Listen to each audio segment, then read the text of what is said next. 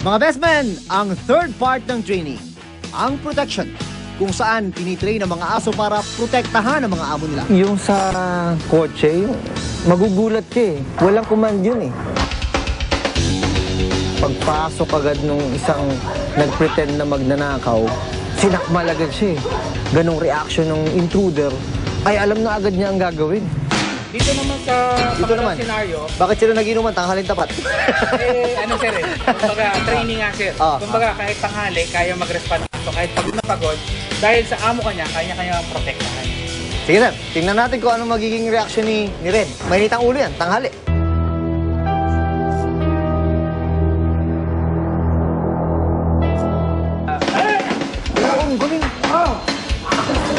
Pero pinakabilib ko talaga sa lahat yung senaryo na nagiinuman. Nararamdaman yung aso na nagiging unfriendly na yung environment eh. Pagtulak sa kanyang ganun, sign of aggression na yun, attack agad siya. Walang sinabi yung amo niya eh.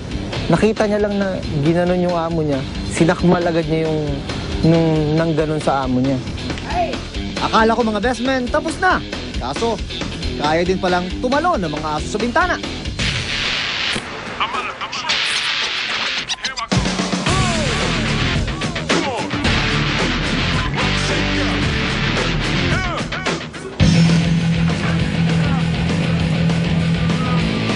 Kakabilib siya, tumatalo no, diba? Yung sa old TV series yun, yung Lassie. Kaya lang si Lassie maamo. Eto, laso nito eh. Laki oh. Paano nga pala yun? Paano sila nagiging bahasa, nagiging expert sa ganyan? Bali, sa simula pala... Sa ganitong sitwasyon, o lahat yun sinasama-sama? Unang-una, bago kami... Ito yung parang tinatawag natin na finished product sir. Pero bago kami magsimula yan, ang hinahanap naming aso, yung mga mahilig mga gat, yung mga kanina, cute tag, laruan. Wala bang may aso bang hindi mahilig mga gat?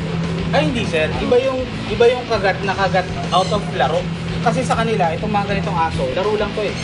Yung kagat niya na yun, laro lang yun? Laro lang yun sir. Kumbaga sa bata pa lang, tinuturuan mo rin yung sumuntok, sparring lang. Pero pag lumabas siya sa tunay na realidad ng buhay at napaaway siya, marunong siya sumuntok.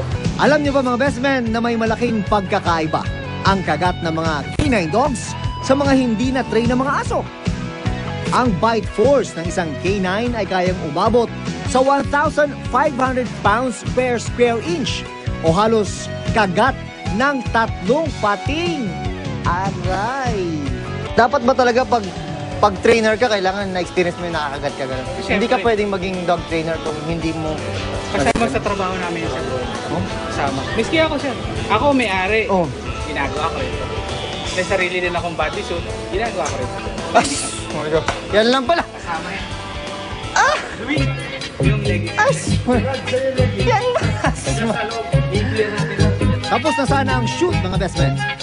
Pero ewan ko ba? Bakit ko pa na itanong ito? Kaya niya sir, dog trainer. Wala ba kayo mga kamay? Kaya niya sir.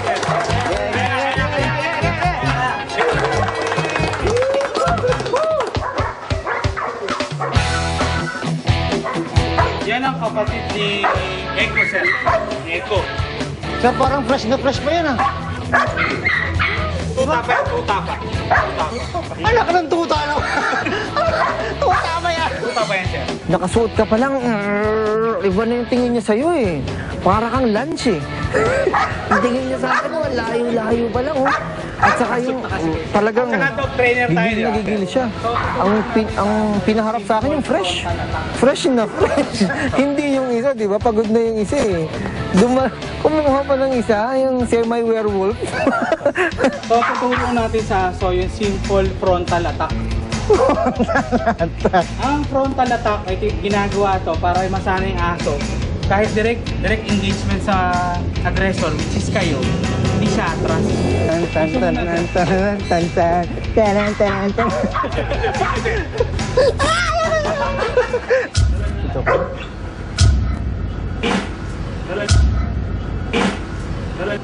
Tira mo yun, Karga na konti. Dito, itong marker na to, ibig sabihin, hanggang dyan na yung aso. Okay. So, para hindi maabot yung ibang parts nyo, ito lang ilalabas nyo. Ah, ito? Kakagatin ako niyan. Ito lang kakagatin niya. Huwag kayo magalala sir, nandito ako sa likod niyo. Sinamin kayo. Hindi, yun nga mahirap eh. Nasa likod ka, ako nasa harap eh.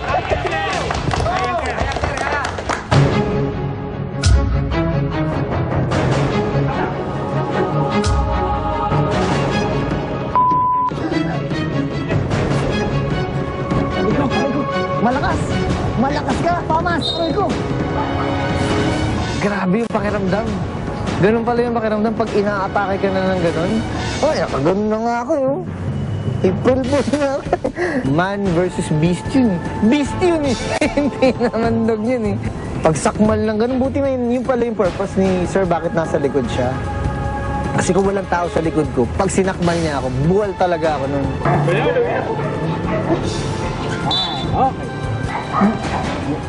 Kaya? Pinaran lang kayo sir? Ito ko sa kanan. Ako pa lang ito nag-train sir. Siguro mga 3 buwan pa lang siya. Hindi naramdam mo ko yung bike niya. Pumakak. Oo. So, congratulations sir. Okay na, okay na. Sa unang araw niya, sa pagkakita ko sa kanya, nandun yung interest niya para sa akin, okay na yun. Malalaman natin kung magiging dog trainer siya na magaling, siguro pag nagtuloy-tuloy siya. Tapos na tayo! Tapos na, di ba? Woo! Okay na ka dun? Siya yung nangagat sa akin kanina. Pag wala ka na palang suot na gear, hindi ka na parang aggressor sa kanila. So, friendly friends na kami ngayon ni Famas. Okay siya. Exciting siya, exciting siya. Sabi nga na sir, di ba? Pag hindi ka nakagat, hindi ka dog trainer.